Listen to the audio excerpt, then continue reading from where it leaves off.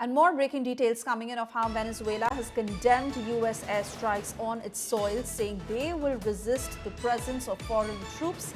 The country's defense minister saying they will not surrender or negotiate.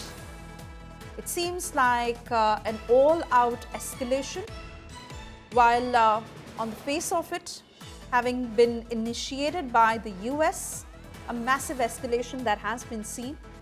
But Venezuela now responding to the US military strikes. Venezuela not just condemning it, but saying that they will not tolerate the presence of foreign troops on their soil. They will not surrender or negotiate. Listen in. La Fuerza Armada Nacional Bolivariana informa al mundo entero que en la madrugada de hoy, 3 de enero, el pueblo venezolano ha sido objeto de la más criminal agresión militar por parte del gobierno de los Estados Unidos de Norteamérica. Hasta el momento, la barbarie de las fuerzas invasoras que han profanado nuestro suelo sagrado en las localidades de Fuerte Tiuna, Caracas, los estados Miranda, Aragua y La Guaira, llegando a impactar con sus misiles y cohetes disparados desde sus helicópteros de combate en urbanismos de población civil, para lo cual estamos ya levantando la información referente a heridos y muertos. Sudhanshu Kaushik from the Johns Hopkins University now joining us on the broadcast. Mr. Kaushik, thank you for speaking to India today. How do you view these latest developments? Russia has condemned the attacks. They've come in support of Venezuela. Venezuela is saying, we will not bow down, we will not negotiate, we will fight back, we will not tolerate foreign troops on our soil. I mean, these are magnificent events that have happened right now. And looking back historically, you know, when the United States has gotten into conflict, and especially when it's gotten into conflict and tried to capture key individuals involved in the conflict. The two that I can think of, obviously, Osama bin Laden in 2011 by Barack Obama, and then obviously the killing and capturing, or the capturing and trial of Saddam Hussein post the Iraq invasion. So I think that when we look back in history books, I think one of the things that we're going to figure out is that in 2026, you know, there was an attack, and there was a capturing of the leader of the Venezuelan government, and that's what's going to be in the history book. So I think this is something that is huge. That's going to be written about.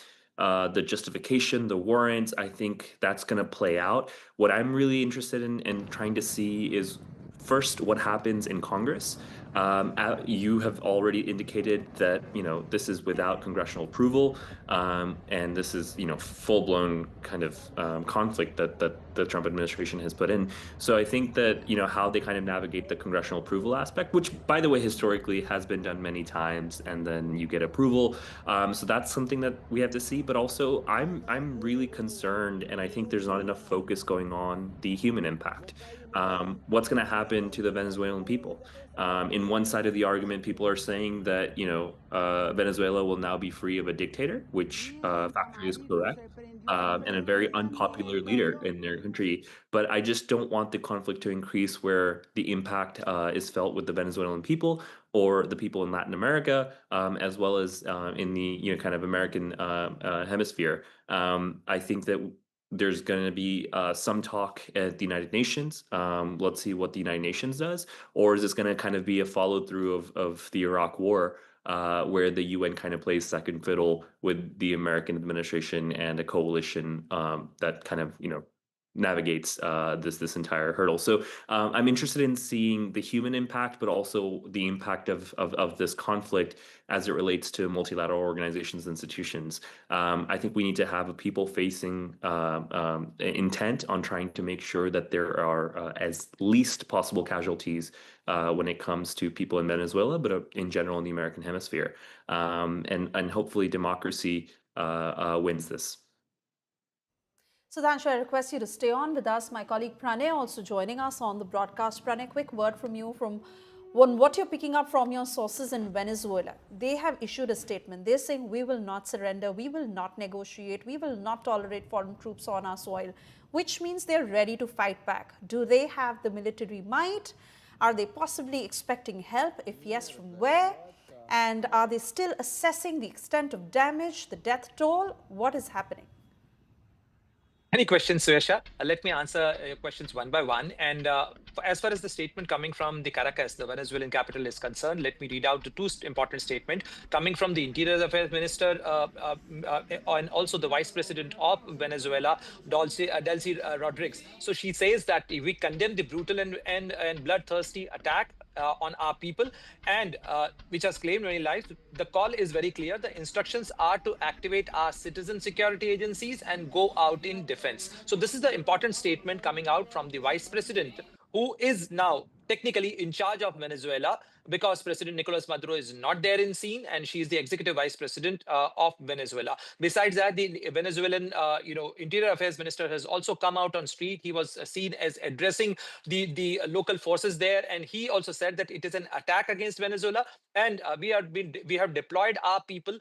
That has claimed, the innocent lives have been claimed, and the trust is in the leadership, and that no one falls into the despair and makes things easier for the invading army. But the larger question remains here, Suesha, that is there an invading army? Because US has carried out an operation here. They have extracted Venezuelan President Nicolas Maduro, and now he is no more in the scene.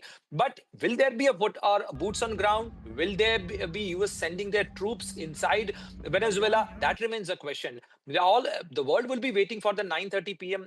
In India time presser of US President Donald Trump, because he will be addressing an important press conference, and there he will be answering many questions that what will be the US strategy as far as the Venezuela is concerned. Will there be a new government in Venezuela? Will the current administration of Venezuela rule? What will be the state of Venezuela, and what US would be doing? So there are many questions which are still unanswered. But as far as the local situation is concerned, situation is very volatile, and there is a lot of commotion there. What we are picking up from our sources, I'm trying to connect with some of the Indian community people as well in Venezuela, but many people are out of reach right now. So you can very well understand that what is the state of panic there in Venezuela, and people are trying to figure out that how things will pan out in Venezuela. The current administration is still there in place. They are still in charge, and military is still obeying their orders. But how long they can sustain the fort, and how long they will be in power, that remains a question. We do not know as yet. Right. Right. Pranay, please stay on.